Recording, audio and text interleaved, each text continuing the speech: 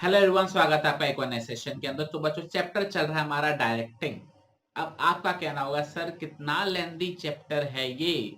9 videos हम already इसकी देख चुके हैं, ये 10th वीडियो और आ गई है। तो बच्चों थोड़ा सा लेंथी है बट इफेक्टिव है, इंपॉर्टेंट चैप्टर है, इसलिए इसको डिटेल में समझाने की मैं कोशिश कर रहा हूँ। देखो बच्चों, अभी तक हम ये सारे टॉपिक्स कंप्लीट कर चुके हैं जो आपकी स्क्रीन पर दिखाई दे रहे हैं, जैसे मीनिंग हो गया, कैरेक्टरिस्टिक हो गया, supervision, motivation, need theory of motivation, financial incentive, non financial incentive, leadership, type of leadership, communication, communication process, formal communication and informal communication. हम ये 13 टॉपिक्स ऑलरेडी कंप्लीट कर चुके हैं।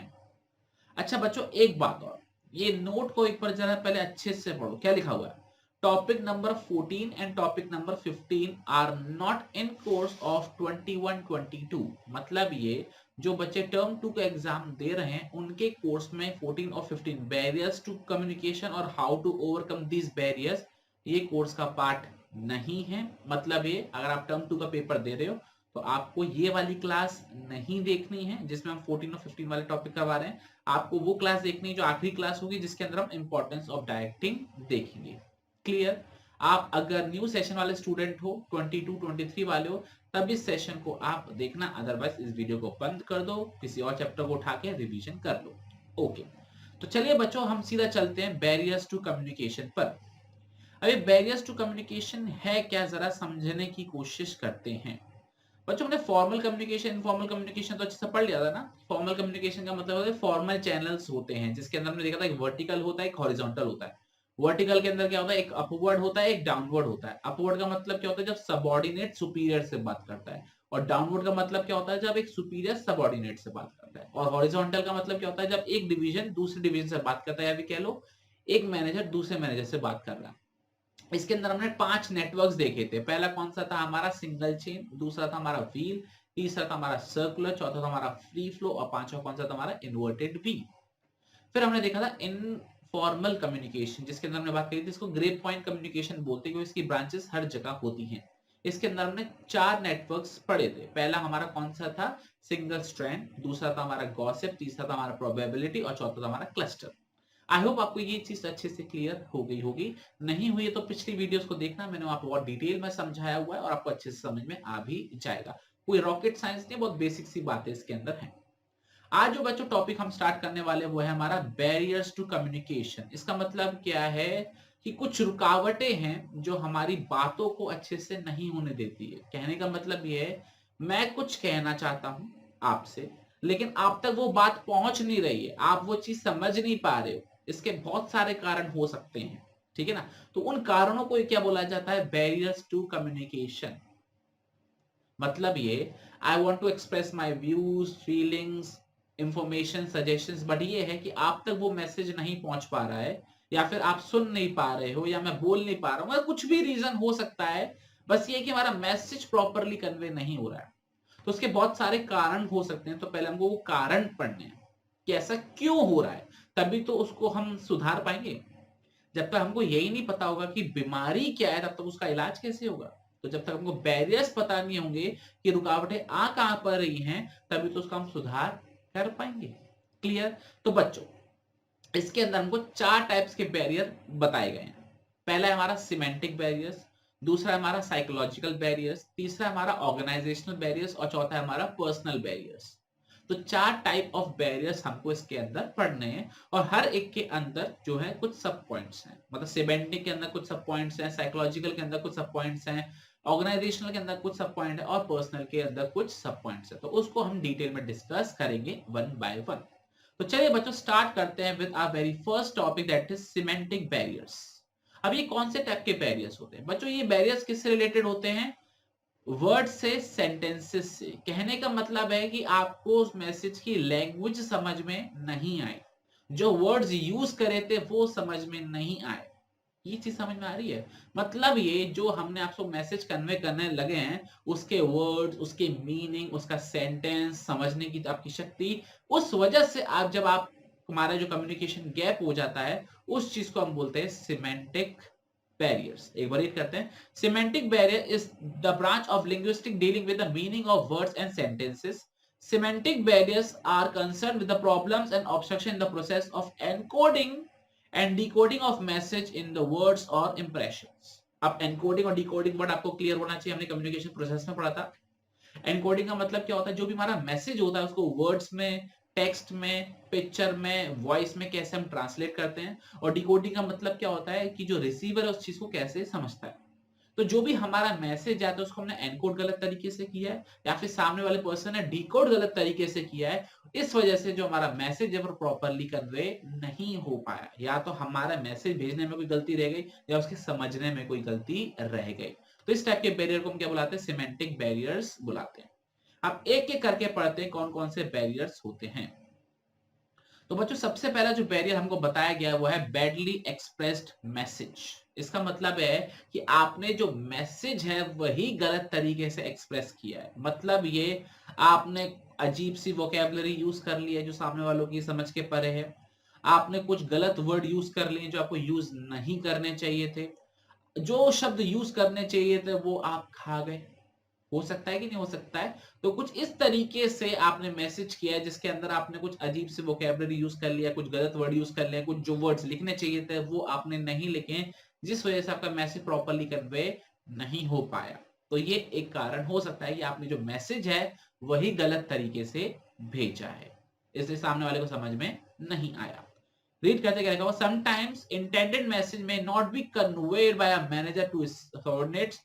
These badly expressed message may be on account of inaccurate vocabulary, usage of wrong words, omission of needed words. I hope आपको बच्चों clear हो गया होगा कि यहाँ पे आपने मैसेज ही गलत तरीके से एक्सप्रेस किया है। ओके दूसरा बच्चों जो यहाँ पर एरर है वो क्या है, सिंबल्स विद डिफरेंट मीनिंग। मतलब ये डबल मीनिंग, जो वाला डबल मीनिंग नहीं, डबल मीनिंग, एक्चुअल में डबल मीनिंग। ठीक है, वो क्या है जरा समझने की कोशिश करते हैं।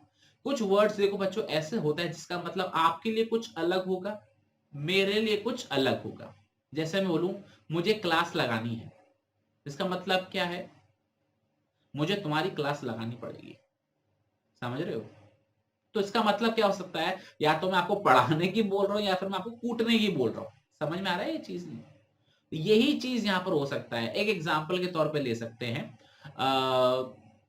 कॉस्ट। अगर मैं प्रोडक्शन मैनेजर हूं तो मेरे लिए कॉस्ट का मतलब क्या है, बनाने में कितना खर्चा आया, आया ना? ओके। आप मार्केटिंग मैनेजर हो, ठीक है, तो आपके लिए कॉस्ट का मतलब क्या है कि मार्केटिंग करने में कितना खर्चा आया। क्या ये चीज क्लियर हो गया? मतलब कॉस्ट मेरे लिए मीनिंग हो रहा है एज अ प्रोडक्शन मैनेजर की बनाने में कितना खर्चा आया, और एज अ कॉस्ट आपके लिए मीनिंग क्या हो रहा है कि आपको मार्केटिंग करने में कितना खर्चा आया। तो मतलब ये वर्ड सेम है लेकिन हमारे लिए मीनिंग अलग अलग है। तो ऐसे केस में भी कभी कभी क्या होता है, मिसकम्युनिकेशन हो जाता है। मैं आपको कॉस्ट बोल रहा हूँ इतनी कॉस्ट आई है, आप बोल रहे हो मेरी कॉस्ट इतनी आई, लेकिन दोनों का मैचिंग ही नहीं है क्योंकि मैं प्रोडक्शन कॉस्ट की बात कर रहा हूँ और आप मार्केटिंग कॉस्ट की बात कर रहे हो। ये चीज क्लियर हो गया? तो सिंबल्स विद डिफरेंट मीनिंग में ऐसे कम्युनिकेशन गैप्स आ जाते हैं।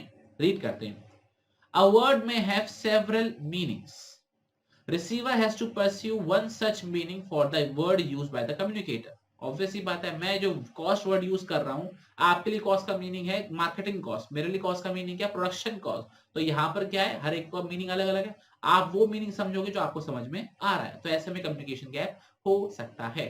उन्होंने एग्जाम्पल दे रखा है, वैल्यू का मतलब क्या हो सकता है, value of this ring, I value our friendship, value of learning computer skills. मतलब ये हर एक में वैल्यू की बात हो रही है। यहाँ पे वैल्यू ऑफ रिंग का मतलब क्या है, पैसा। वैल्यू ऑफ फ्रेंडशिप का मतलब क्या है कि हम कितना इंपॉर्टेंस दे रहे हैं उस चीज को। और value of learning computer skill का मतलब क्या, मैं इसमें करियर में कितना ग्रो कर पाऊंगा। मतलब ये तीनों में वैल्यू ही वर्ड यूज हो रहा है लेकिन हर एक सेंटेंस का अलग मीनिंग है। तो यहाँ पर हमारा कम्युनिकेशन गैप हो सकता है। क्लियर? बैडली एक्सप्रेस मैसेज समझ में आ गया, आपने मैसेज ही बकवास तरीके से किया है। और सिंबल विद डिफरेंट मीनिंग में हमको समझ में आ गया कि एक वर्ड का अलग अलग मीनिंग हो सकता है अलग अलग सेंटेंस के अंदर। क्लियर? ओके। तीसरा, फॉल्टी ट्रांसलेशन। बड़ा ही सिंपल, बोला गया है इंग्लिश में, आपने समझा है हिंदी में, तो बस यही गड़बड़ हो गई। ये चीज क्लियर हो गई? आपने हिंदी से इंग्लिश करने में या इंग्लिश से हिंदी करने में ही गड़बड़ कर डाली। वो कह रहे थे कुछ, आपने समझा कुछ और हो गया कांड। तो इस चीज को बोला जाता है फॉल्टी ट्रांसलेशन। चीज समझ में आई? एक बार रीड करते क्या दे रखा है, sometimes communication originally drafted in one language that is English, ठीक है, जो हमारे बॉसेस वगैरह होते हैं वो इंग्लिश ज्यादा अच्छे से प्रेफर कर पाते हैं, तो उन्होंने इंग्लिश में कम्युनिकेशन या फिर ऑर्डर वगैरह दिया। लेकिन जो हमारे वर्कर्स होते हैं उनको ज्यादा अच्छी से इंग्लिश नहीं आती है नॉर्मली इंडिया के अंदर, तो वो हिंदी में समझने की कोशिश करते हैं, ठीक है। तो अगर ट्रांसलेटर सही नहीं हुआ दोनों लैंग्वेजेस से, मतलब ट्रांसलेटर को अगर इंग्लिश अच्छी आती हिंदी नहीं आती, हिंदी अच्छी आती इंग्लिश नहीं आती है, तो ऐसे केस के अंदर जो डिफरेंट मीनिंग हो सकता है और कांड हो सकता है। ये आपको चीज समझ में आ रही है? जो ट्रांसलेटर है जो इंग्लिश के सेंटेंस को हिंदी में ट्रांसलेट करके हमारे वर्कर्स भाई लोगों को बता रहा है, तो उसने अगर कुछ गलती कर दी तो दिक्कत हो सकती है, तो फॉल्टी ट्रांसलेशन हो सकता है। क्लियर? ओके। चौथा, अनक्लैरिफाइड असम्पशन, ये तो बड़ा मस्त है, अनक्लैरिफाइड असम्पशन बड़ा ही मस्त। ओके, इसके बड़ा सही से एग्जांपल दूं?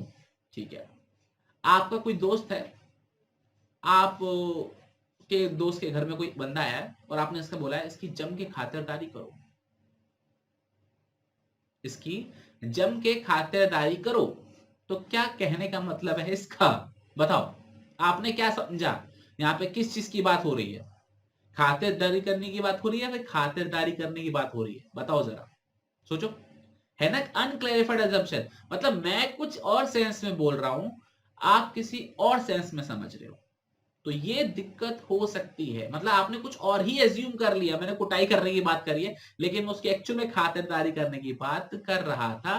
तो ये अनक्लैरिफाइड असम्पशंस भी क्या क्रिएट कर सकते हैं? प्रॉब्लम क्रिएट कर सकते हैं। पता चला मैं घर लौट कर आया और आपके दोस्त के घर पे लौट कर आया और देखा वो टूटा फूटा पड़ा है, मैंने कहा तूने क्या किया?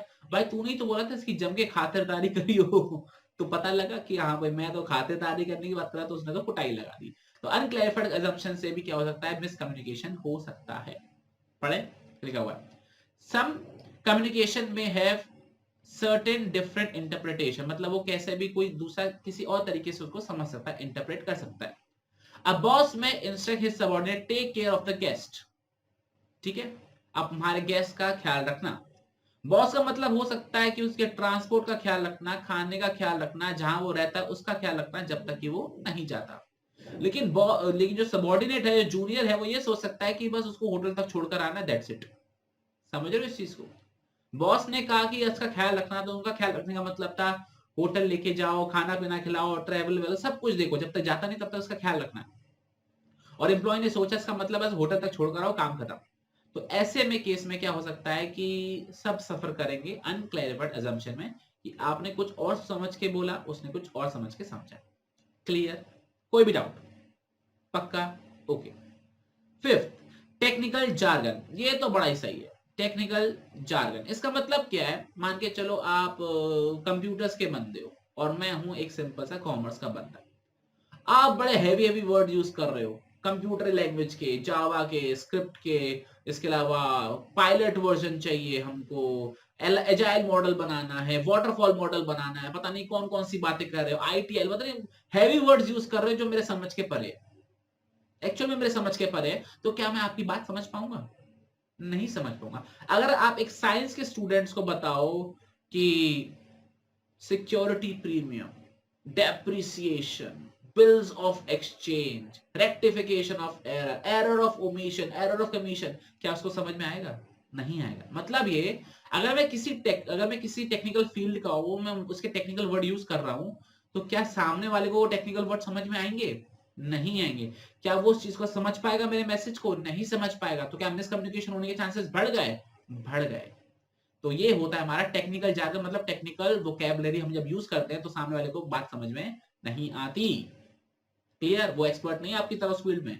तो वही लिखा हुआ है, it is usually found that specialist use technical jargon while explaining to the person who are not specialist, therefore उनके जो मीनिंग है वो नहीं समझ पाते। क्लियर? कोई doubt? Okay. Sixth and last of semantic barriers is body language and gesture decoding. क्या दे रखा है? बॉडी लैंग्वेज और जेस्चर डिकोडिंग क्या मतलब है इसका? जरा समझने की कोशिश करते हैं। इसका सिंपल सा मीनिंग ये है कि मैं आपको बड़े अच्छे से समझाने की कोशिश कर रहा हूं, लेकिन आप ऐसे ढीले बैठे हो। हाँ भाई तू बोल, क्या कह रहा है? ठीक है ना?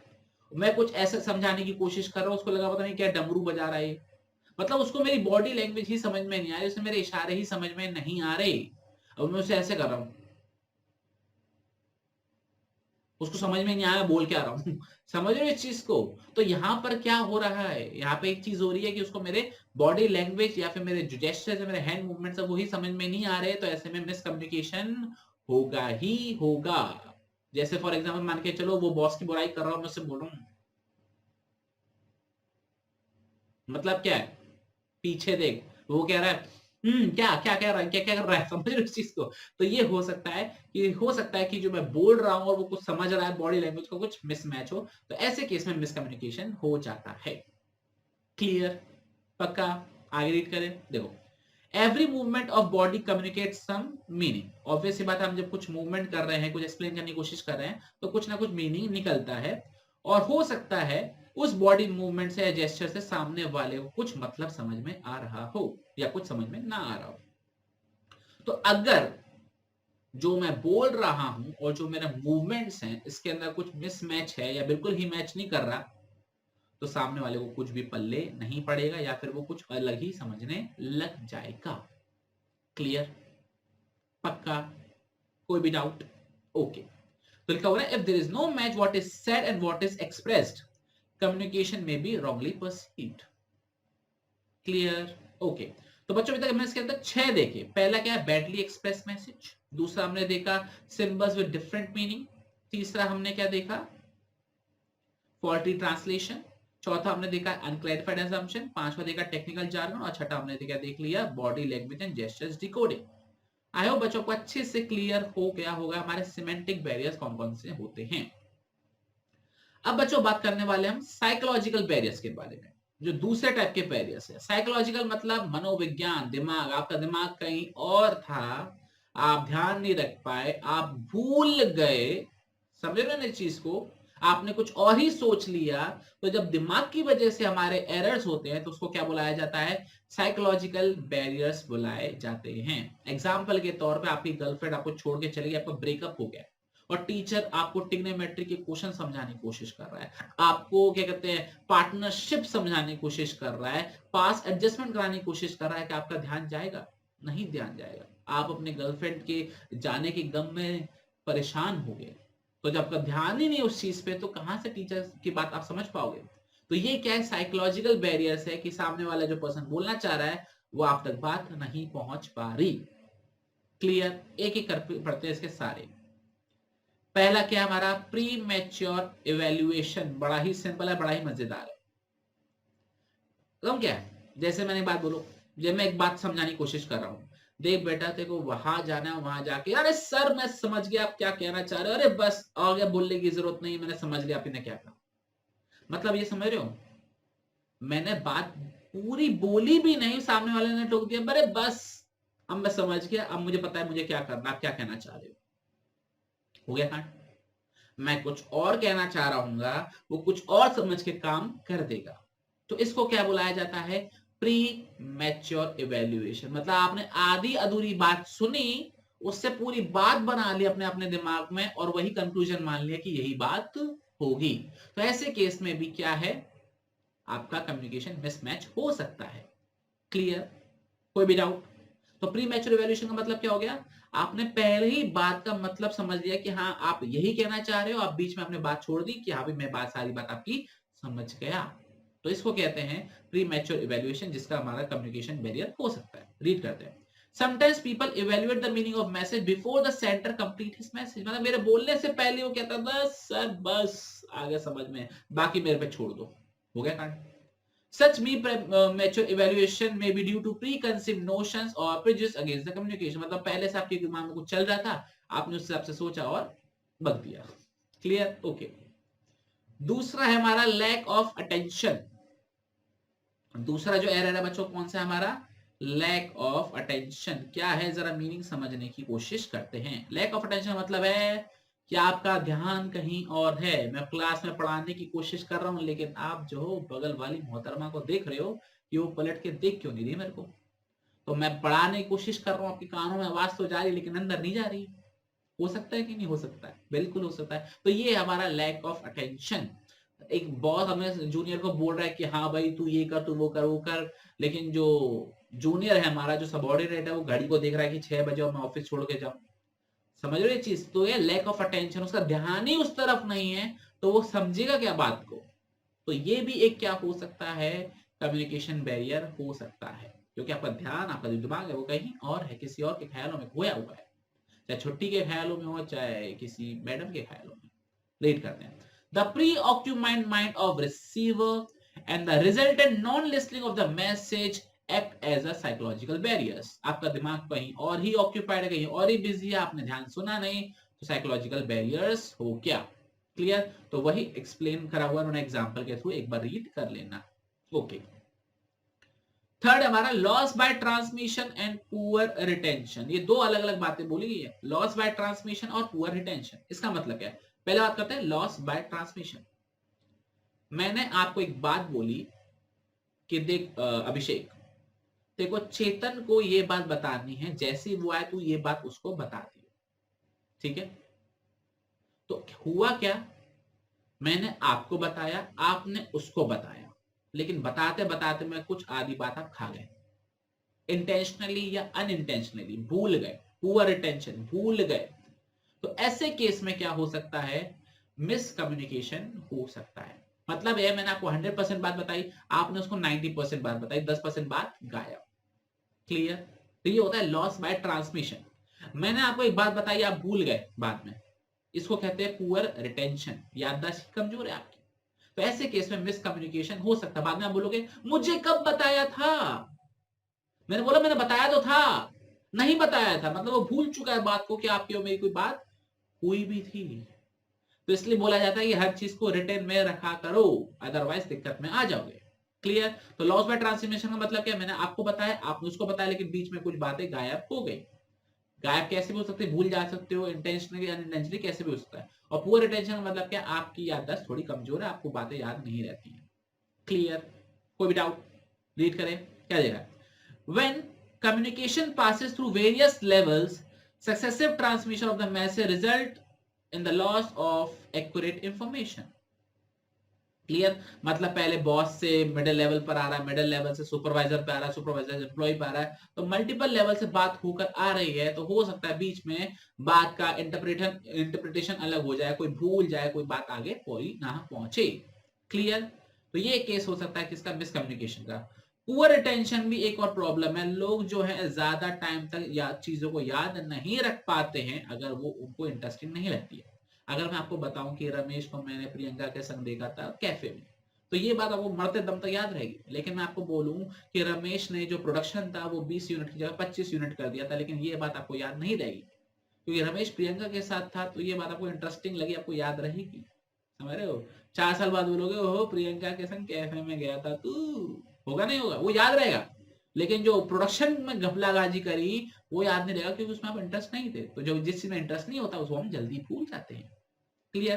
तो यहाँ पे भी कम्युनिकेशन गैप आ सकता है। आई होप बच्चों को अच्छे से क्लियर हो गया होगा। Loss by transmission, lack of attention, एक सेकेंड, और प्री मैच्योर इवैल्यूएशन, ये 3 क्लियर हो गया आपको अच्छे से? एक बार दिखा दूं फिर से, premature evaluation, lack of attention और लॉस बाय ट्रांसमिशन। आप देखते हैं और कितने बचे हैं हमारे, एक और बचा हुआ है, फोर्थ, दैट इज डिस्ट्रस्ट।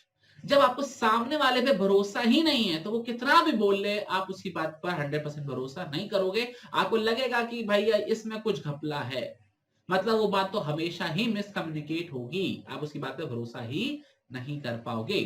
तो if the person is not trusting the other person, whatever he says he will not believe. Clear? बस इतनी सी बात थी।